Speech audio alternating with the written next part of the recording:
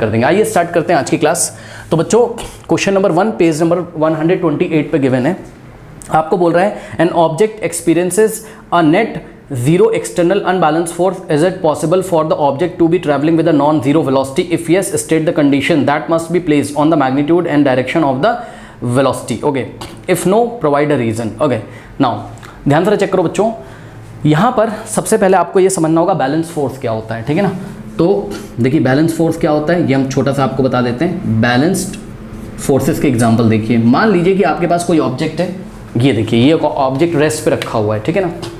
अब इस ऑब्जेक्ट को आप 5 न्यूटन से खींचते हो अपनी तरफ और 5 न्यूटन से मैं अपनी तरफ खींचता हूँ, ठीक। तो ये ऑब्जेक्ट कहीं पे भी मूव नहीं करेगा क्योंकि इस पे कहने के लिए तो 2 फोर्सेस लग रहे हैं, लेकिन 2 forces are equal and opposite. 5 Newton से आपने खींचा और 5 न्यूटन से मैंने खींचा, ये कहीं नहीं जाएगा।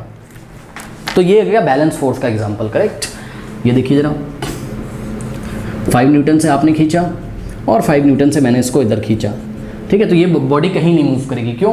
क्योंकि नेट फोर्स कितना आ जाएगा, 0। ये 5 इसको कैंसिल कर देगा, ठीक। लेकिन थोड़ा सा अनबैलेंस फोर्सेस के बारे में देखिए, और आपको ये कंफ्यूज भी कर रहे हैं, मैं आपको बताता हूँ अभी, सुन लीजिए। देखिए अनबैलेंस फोर्सेस का एग्जांपल देखिए जरा। मान लीजिए ये ऑब्जेक्ट है आपके पास, ठीक है, और इस ऑब्जेक्ट को आपने खींचा 10 न्यूटन से, ठीक है। इधर आप अपनी तरफ इसको खींचते हो 10 न्यूटन से और मैं खींचता हूँ उसको 4 न्यूटन से, ठीक है। तो मैंने इसको खींचा कितने न्यूटन से, 4 न्यूटन से, ठीक है। तो ये दोनों फोर्सेस किसके एग्जांपल हैं, अनबैलेंस फोर्सेस के एग्जांपल है। क्यों? क्योंकि ध्यान से चेक करो बच्चों, यहाँ पर नेट फोर्स 0 नहीं आ रहा है, नेट फोर्स कुछ ना कुछ आ रहा है, यानी कि यहाँ पर नेट अनबैलेंस फोर्स है। नेट अनबैलेंस्ड फोर्स यहाँ पर एग्जिस्ट कर रहा है, और नेट अनबैलेंस फोर्स कितना है, 10 - 4 6 न्यूटन। भाई दिमाग लगाओ ना, आप इसको 10 से खींच रहे हो, मैं 4 से, तो नेट अनबैलेंस फोर्स कितना आ गया, 10 - 4 6, ठीक है। तो इस पे आ गया 6 न्यूटन, यानी कि बॉडी 6 न्यूटन फोर्स की वजह से मूव करेगी। किधर? जिधर ग्रेटर फोर्स है, इधर ये मूव करेगी ऐसे, यानी कि आप लगा रहे हो 10 न्यूटन, मैं 4, तो ये आपकी तरफ जाएगी। कितने न्यूटन से? 6 न्यूटन से, ठीक है ना। तो ये हो गया। लेकिन पता है आपकी बुक में क्या बोला है बच्चों, उसने आपकी बुक में बोला है an object experience a net 0 external unbalance force. मतलब कह रहा है कि ये जो अनबैलेंस फोर्स है उसका अगर नेट निकालें तो कितना आ रहा है, 0 आ रहा है। यानी कि कहीं ना कहीं वो ये कहना चाहता है कि बॉडी पे क्या लगा हुआ है, बैलेंस फोर्सेस ही लगे हुए हैं। बात समझो, ठीक है। देखो जरा, आपको क्या बोला है, कुछ ये सिचुएशन उसने दे रखी कि नहीं बताइए। मान लो इधर भी 10 न्यूटन लगाए और इधर भी 10 न्यूटन लगाए। अब मैं आपसे ये पूछ रहा हूँ कि नेट फोर्स कितना है, 0 है। तो यही आपको बुक में बोल रहा है कि नेट अनबैलेंस फोर्स कितना है, 0 है। पढ़िए, an object experiences are net 0 external unbalance force, यानी कि बाहर से जितने भी अनबैलेंस फोर्स लगे थे उनका नेट कितना आ रहा है, 0 आ रहा है, करेक्ट। तो ध्यान से चेक करिए, अभी हम 2 ही फोर्स लगा के आपको दिखाना है। तो यहाँ पर नेट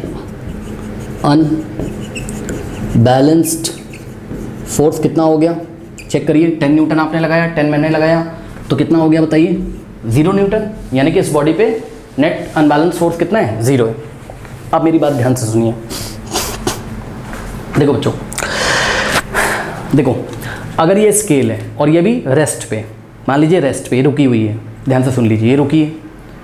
आप इधर से 10 न्यूटन से खींचो, मैं इधर से खींचूं, जाएगी कहीं नहीं, रेस्ट पे तो रेस्ट पे ही रहेगी। यानी कि बॉडी एक्सलेट नहीं हुई, बॉडी एक्सलेट नहीं हुई, बॉडी की वेलोसिटी नहीं बढ़ी, सुन लीजिए।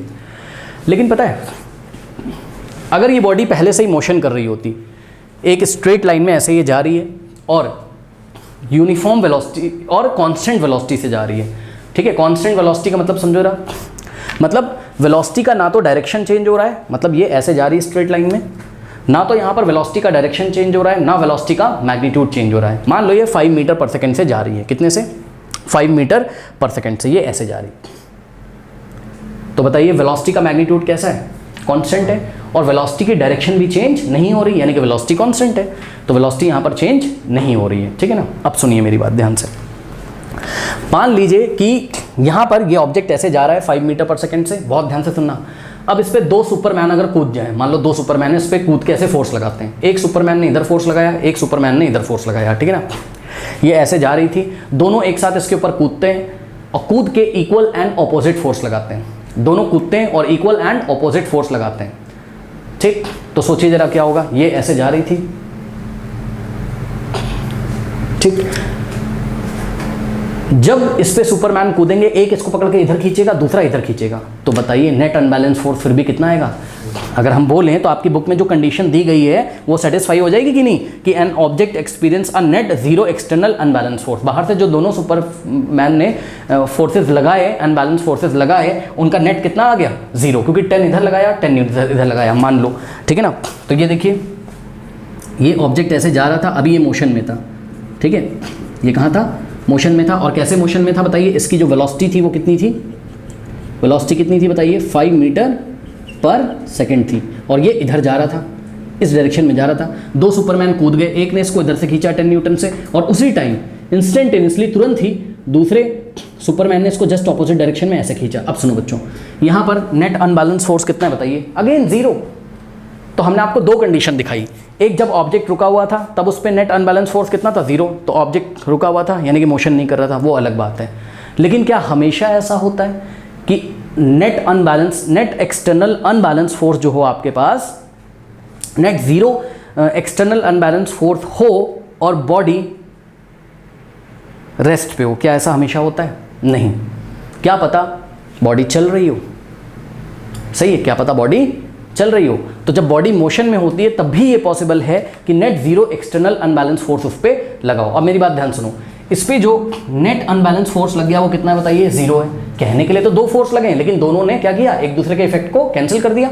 इस 10 ने इसको कैंसिल कर दिया, ये सुपरमैन इसको 10 न्यूटन से इधर लाना चाहता था और ये इसको इधर, तो इस 10 ने इसको कैंसिल कर दिया। इस बॉडी पे कोई फर्क नहीं पड़ेगा। यानी कि अगर ये 5 मीटर पर सेकेंड से जा रही थी जिस डायरेक्शन में, उसी डायरेक्शन में ये जाती रहेगी।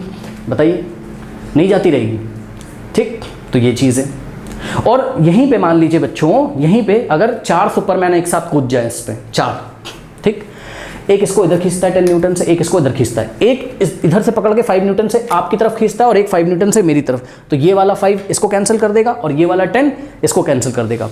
ठीक है, सुन लीजिए, नेट क्या बोला है आपकी बुक में? Net zero external unbalance force. Net zero external unbalance force तभी आएंगे जब equal and opposite pair create हो जाए। इधर से लगाया एक ने, इधर से लगाया एक ने, इधर से लगाया एक ने, इधर से लगाया। अब मान लो 2 सुपरमैन और आ जाए, एक इसको पकड़ के ऊपर खींचे 12 न्यूटन से, एक पकड़ के नीचे खींचिए 12 न्यूटन से, just equal and opposite force लगाएं, तो हम क्या बोलेंगे? हम बोलेंगे अरे भाई इसमें तो 6 सुपरमैन आ रहे हैं, इधर खींच रहा है 10 से, इधर खींच रहा है 10 से, इधर 5 से, इधर 5 से, इधर 12 से, इधर 12 से, 12 वाला 12 वाले को कैंसिल कर देगा, 5 वाला 5 वाले को कैंसिल कर देगा, 10 वाला 10 वाले को कैंसिल कर देगा। कहने के लिए तो इस पे टोटल 6 एक्सटर्नल एजेंट काम कर रहे हैं, टोटल 6 एक्सटर्नल एजेंट इस पे फोर्स लगा रहे हैं, लेकिन नेट फोर्स इस पे कितना आएगा?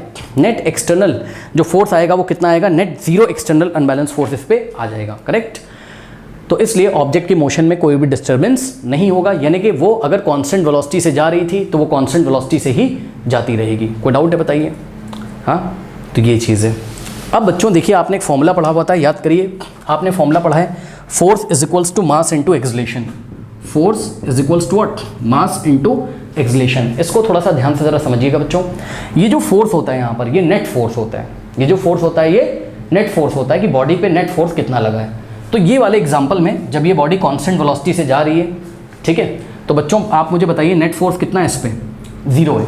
नेट फोर्स कितना है? जीरो है। हमने बोल भी दिया आपसे कि 2 सुपरमैन आके इसको पकड़ के ऐसा खींचते हैं इक्वल एंड ऑपोजिट, या 6 आ जाएं इसके ऊपर या 4 आ जाएं, लेकिन नेट फोर्स कितना लगाते हैं? नेट कौन सा force? External. Net external force कितना है? जीरो है। तो बच्चों यहाँ पे F की वैल्यू कितनी रखोगे? जीरो। जब F की वैल्यू जीरो रखोगे तो M क्या है? मास ऑफ दिस बॉडी, और यहाँ पर ये हो गया एक्सलेशन। तो क्या आ गया? Zero is equal to M into A. अब बच्चों बताओ, मास तो कभी जीरो हो नहीं सकता है, बट मास और एक्सलेशन का प्रोडक्ट कितना आ रहा है? जीरो। इसका मतलब एक्सलेशन क्या होना पड़ेगा? जीरो। खुद दिमाग लगाओ, और जिनको नहीं समझ में आ रहा है ये ए की वैल्यू निकाल लीजिए यहाँ से। तो ए इज इक्वल टू क्या हो जाएगा बताइए? ये मास जीरो के नीचे जाएगा, जीरो अपॉन एम कितना आ जाएगा? जीरो। सही है। तो एक्सलेशन बताओ कितना हो गया? जीरो। अब आप लोग मुझे ये बताइए कि अगर एक्सलेशन जीरो हो गया बच्चों, ठीक है, ये देखिए, अगर एक्सलेशन जीरो हो गया यहाँ पर, ठीक, तो बच्चों एक्सलेशन का फॉर्मूला क्या होता था? v minus u by t. सही है। v क्या होता था? Final velocity, u initial velocity, और t क्या होता था? Time interval. यहाँ से इस t को उधर भेज दो तो t इंटू जीरो कितना हो जाएगा? जीरो। तो v minus u is equal to कितना हो जाएगा? जीरो।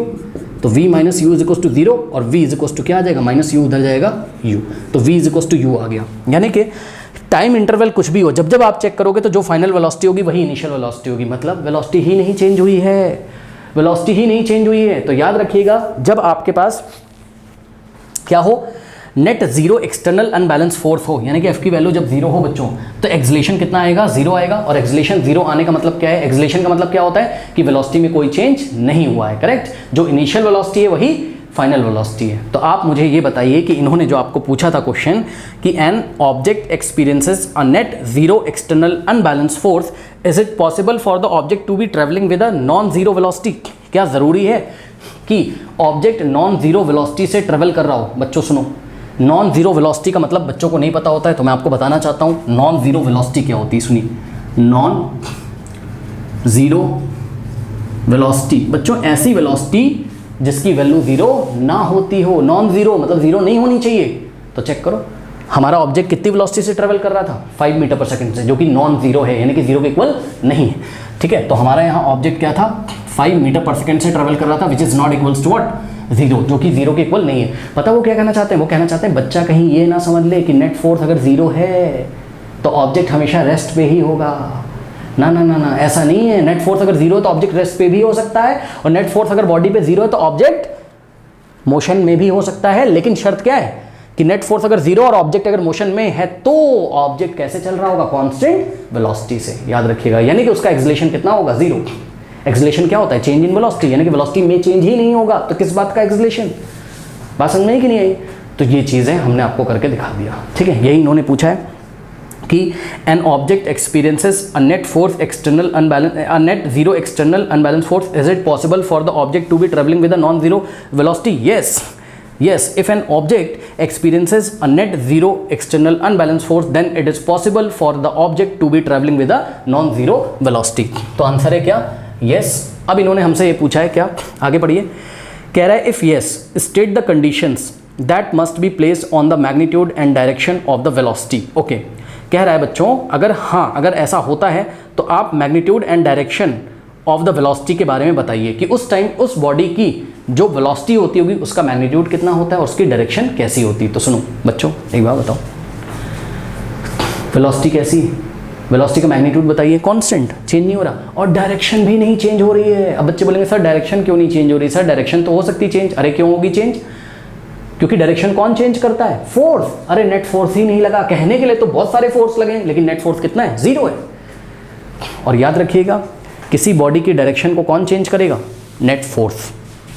जैसे कि एग्जांपल के तौर पे हम आपको दिखा दें, ये दो सुपरमैन इसको पकड़ के खींच रहे थे, दो इधर से खींच रहे थे इक्वल एंड अपोजिट, दो इधर से, 6 सुपरमैन थे इसके ऊपर। मान लो 7th सुपरमैन आया एक इधर से बच्चों, ये ऐसे, ये ऐसे, और 7th वाले को अपोज करने के लिए इधर से जस्ट अपोजिट कोई नहीं आया। तो जैसे ये इसको इधर धक्का मारेगा, ये बॉडी पूरी की पूरी किधर खिसक जाएगी, इस डायरेक्शन में।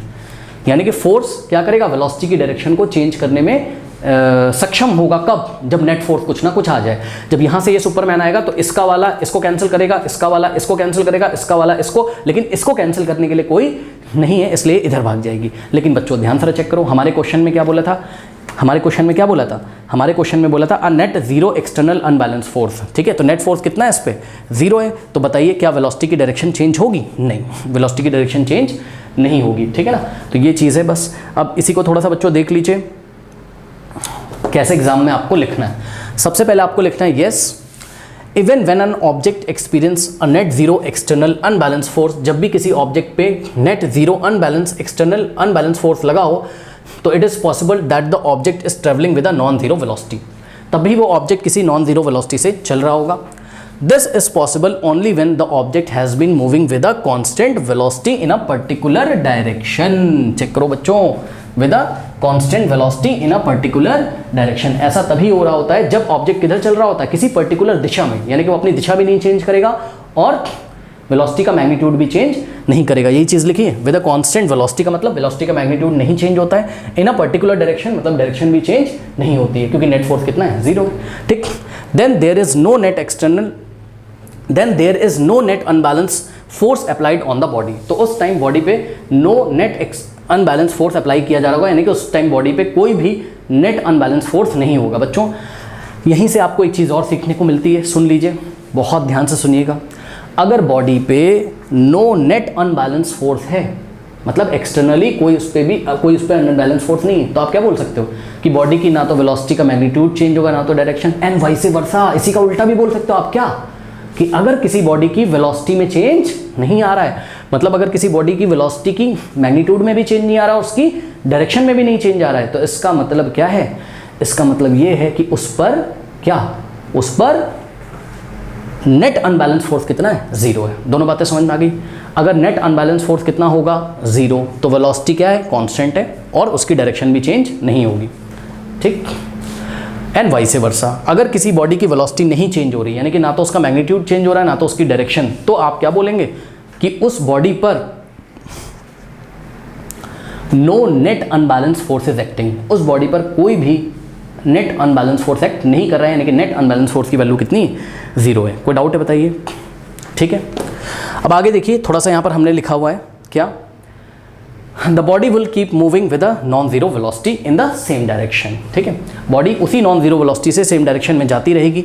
और एक चीज़ और लास्ट में आपको नोट लिख देना अपनी कॉपी में, क्या कि अगर आप ये चाहते हैं कि इस बॉडी की वेलोसिटी की डायरेक्शन चेंज करें तो आपको इस पर एक नेट फोर्स लगाना होगा, जैसे कि जो 7th सुपरमैन आता था हमने आपको बताया, वो एक नेट फोर्स देगा आपको, ठीक है। तो ये चीज़ है, तो लास्ट में आप ये चीज़ नोट कर दीजिएगा। To change the state of motion, state of motion का मतलब जिस डायरेक्शन में वो जा रही है उसकी डायरेक्शन भी मान लीजिए अगर आपको चेंज करनी है, या डायरेक्शन के साथ साथ मैग्नीट्यूड भी अगर आपको चेंज करना है वेलोसिटी का, तो आपको क्या करना पड़ेगा, a net non zero external unbalance force must be applied on the body. तो आपको एक net non zero unbalance force apply करना पड़ेगा, ठीक है। नॉन जीरो का मतलब कुछ ना कुछ उसकी वैल्यू होनी चाहिए और उसे कैंसिल करने वाला कोई और नहीं होना चाहिए। जब ऐसा एक net non zero external unbalance force लगा दोगे तो ऑब्जेक्ट का जो भी है स्टेट ऑफ मोशन वो चेंज हो जाएगा, करेक्ट। कोई डाउट है बताइए, ठीक है, ओके।